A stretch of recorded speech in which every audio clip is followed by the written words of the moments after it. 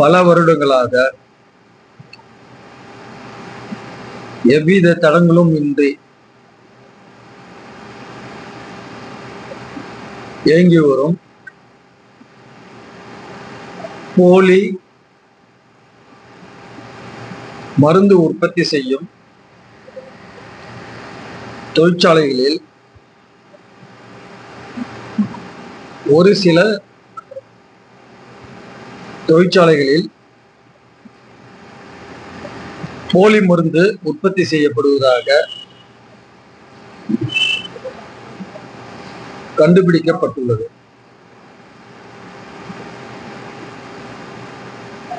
புதுச்சேரி மாநிலத்தை பொறுத்தமட்டில்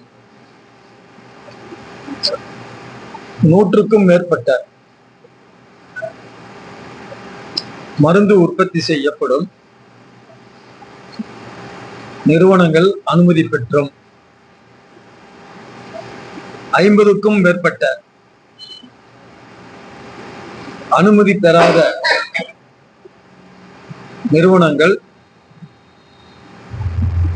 தொடர்ந்து செயல்பட்டு வருகின்றன. இது சம்பந்தமாக மருந்து உற்பத்தி செய்யக்கூடிய அந்த நிறுவனங்களை ஆய்வு செய்ய மருந்து கட்டுப்பாட்டு துறை அதிகாரிகளின் தொடர் மெத்தன போக்காலும் சுயநலத்தாலும் இன்று அகில இந்திய அளவில் புதுச்சேரி மாநிலத்திற்கு மிகப்பெரிய தலைக்குனிவை ஏற்படுத்துகின்ற விதத்தில் போலி மருந்து தொழிற்சாலைகள் கண்டுபிடிக்கப்பட்டுள்ளன.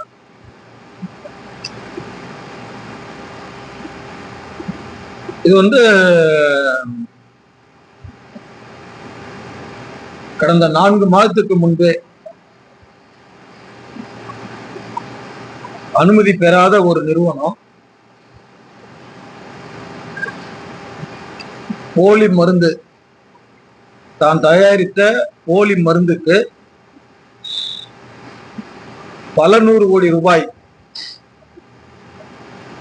ஜிஎஸ்டி செலுத்தியிருந்தது. ஒரு கம்பெனி ரெஜிஸ்டர் பண்ணாமலேயே அது திருட்டுத்தனமா உற்பத்தி செய்யக்கூடிய பொருட்களுக்கு இந்த ஜிஎஸ்டி நிறுவனம் எப்படி வரியை வசூல் பண்ணாங்கன்னு தெரியல. அது சம்பந்தமான எந்த நடவடிக்கையும் அரசிடம் இல்லை.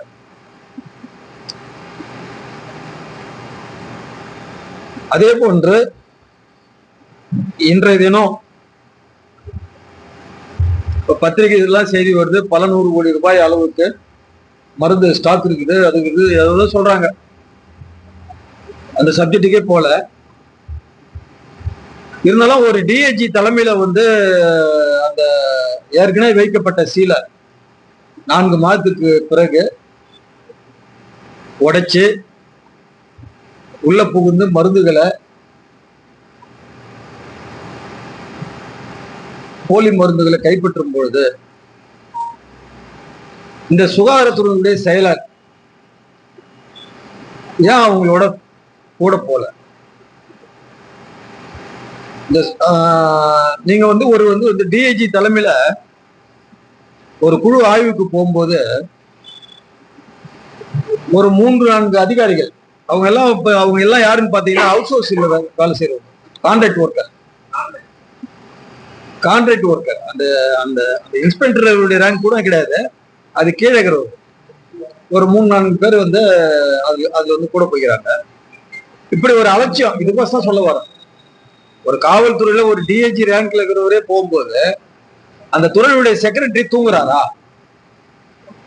அப்ப அந்த துறையுடைய செக்ரட்டரிக்கு மக்களுடைய உயிர் சம்பந்தமா எந்த விதமான அக்கறையும் இல்லையா? இப்ப ஒரு 4 நாட்களா புதுச்சேரி மாநிலம் முழுவதும் இந்த போலி மருந்து சம்பந்தமா செய்திகள் வெளிவருது. இது மக்கள் மத்தியில ஒரு பயம் கலந்த பீதியை ஏற்படுத்தியிருக்கு. குறிப்பா அது அது என்னென்ன மாத்திரை என்பதை கூட செக்ரட்டரி அவங்க இந்த சுகாதாரத்துறை ஒன்றும் தெரிவிக்கல. பத்திரிகையில என்ன செய்தி வருதுன்னா, சுகர் சம்பந்தமான மாத்திரை, பிபி நோய், ஆற்று சம்பந்தமானது, நரம்பு சம்பந்தமானது, இது போன்ற மாத்திரைகள் போலியா தயாரிக்கிறத வருது. ஆக்சுவலா இந்த 4 நோயுமே எனக்கு இருக்குது. என்ன 4 நோய் இருக்குது? ஐ ஆம் பிபி பேஷண்ட், ஐ ஆம் சுகர் பேஷண்ட், ஐ ஆம் ஹார்ட் பேஷண்ட். இந்த மாத்திரையை சாப்பிட்டு வராங்க. இது நிஜமா நல்ல மாத்திரையா என்ன மாத்திரைன்னு எனக்கு இப்ப குழப்பம்.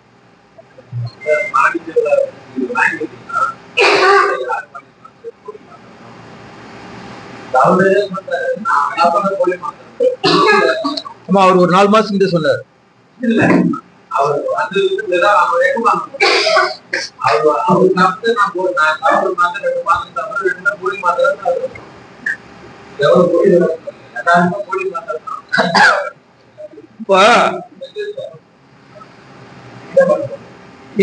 இது சம்பந்தமா ஆளக்கூடிய இந்த அரசு